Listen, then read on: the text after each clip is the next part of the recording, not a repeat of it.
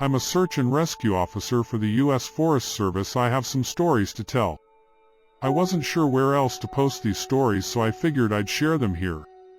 I've been in SAR officer for a few years now, and along the way I've seen some things that I think you guys will be interested in. I have a pretty good track record for finding missing people. Most of the time they just wander off the path or slip down a small cliff and they can't find their way back. The majority of them have heard the old "stay where you are" thing and they don't wander far. But I've had 2 cases where that didn't happen. Both bother me a lot, and I use them as motivation to search even harder on the missing persons cases I get called on. The first was a little boy who was out berry picking with his parents. He and his sister were together and both of them went missing around the same time. Their parents lost sight of them for a few seconds, and in that time both the kids apparently wandered off. When their parents couldn't find them, they called us, and we came out to search the area. We found the daughter pretty quickly, and when we asked where her brother was, she told us that he'd been taken away by the bear man. She said he gave her berries and told her to stay quiet, that he wanted to play with her brother for a while. The last she saw of her brother, he was riding on the shoulders of the bear man and seemed calm. Of course our first thought was abduction, but we never found a trace of another human being in that area. The little girl was also insistent that he wasn't a normal man, but that he was tall and covered in hair, like a bear, and that he had a weird face. We searched that area for weeks. It was one of the longest calls I've ever been on, but we never found a single trace of that kid. The other was a young woman who was out hiking with her mom and grandpa. According to the mother, her daughter had climbed up a tree to get a better view of the forest, and she'd never come back down. They waited at the base of the tree for hours, calling her name before they called for help. Again we searched everywhere and we never found a trace of her. I have no idea where she could possibly have gone, because neither her mother or grandpa saw her come down. A few times have been out on my own searching with a canine, and they've tried to lead me straight up cliffs. Not hills, not even rock faces. Straight sheer cliffs with no possible handholds. It's always baffling, and in those cases we usually find the person on the other side of the cliff or miles away from where the canine has led us. I'm sure there's an explanation, but it's sort of strange. One particularly sad case involved the recovery of a body. A 9-year-old girl fell down an embankment and got impaled on a dead tree at the base. It was a complete freak accident, but I'll never forget the sound her mother made when we told her what had happened. She saw the body bag being loaded into the ambulance and she let out the most haunting, heartbroken wail I've ever heard. It was like her whole life was crashing down around her and a part of her had died with her daughter. I heard from another SAR officer that she killed herself a few weeks after it happened. She couldn't live with the loss of her daughter. I was teamed up with another SAR officer because we'd received reports of bears in the area. We were looking for a guy who hadn't come home from a climbing trip when he was supposed to, and we ended up having to do some serious climbing to get to where we figured he'd be. We found him trapped in a small crevasse with a broken leg.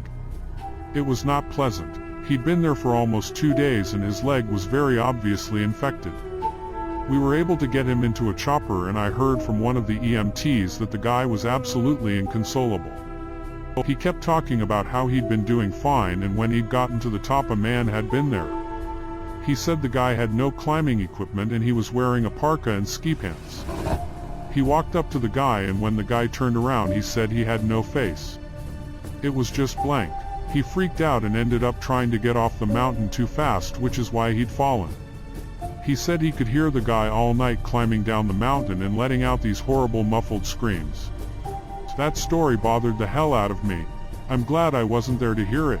One of the scariest things I've ever had happen to me involved the search for a young woman who'd gotten separated from her hiking group. We were out until late at night because the dogs had picked up her scent. When we found her, she was curled up under a large rotted log. She was missing her shoes and pack, and she was clearly in shock. She didn't have any injuries, and we were able to get her to walk with us back to base ops. Along the way she kept looking behind us and asking us why that big man with black eyes was following us. We couldn't see anyone, so we just wrote it off as some weird symptom of shock. But the closer we got to base, the more agitated this woman got. She kept asking me to tell him to stop making faces at her. At one point she stopped and turned around and started yelling into the forest, saying that she wanted him to leave her alone. She wasn't going to go with him, she said, and she wouldn't give us to him. We finally got her to keep moving, but we started hearing these weird noises coming from all around us. It was almost like coughing, but more rhythmic and deeper. It was almost insect-like. I don't really know how else to describe it. When we were within sight of base ops, the woman turns to me, and her eyes are about as wide as I can imagine a human could open them. She touches my shoulder and says, "He says to tell you to speed up. He doesn't like looking at the scar on your neck." I have a very small scar on the base of my neck, but it's mostly hidden under my collar, and I have no idea how this woman saw it. Right after she says it, I hear that weird coughing right in my ear, and I just about jumped out of my skin. I hustled her to ops, trying not to show how freaked out I was, but I have to say I was really happy when we left the area that night. Asterisk, this is the last one I'll tell, and it's probably the weirdest story I have. Now I don't know if this is true in every SAR unit, but in mine it's sort of an unspoken regular thing we run into. You can try asking about it with other SAR officers, but even if they know what you're talking about, they probably won't say anything about it. We've been told not to talk about it by our superiors, and at this point we've all gotten so used to it that it doesn't even seem weird anymore. On just about every case where we're really far into the wilderness, I'm talking 30 or 40 miles, at some point we'll find a staircase in the middle of the woods. It's almost like if you took the stairs in your house, cut them out, and put them in the forest. I asked about it the first time I saw some, and the other officer just told me not to worry about it, that it was normal. Everyone I asked said the same thing. I wanted to go check them out, but I was told very emphatically that I should never go near any of them. I just sort of ignore them now when I run into them because it happens so frequently. I have a lot more stories, and I suppose if anyone's interested, I'll tell some of them tomorrow. If anyone has any theories about the stairs, or if you've seen them too, let me know. Edit. Part 2 is up. https://www.reddit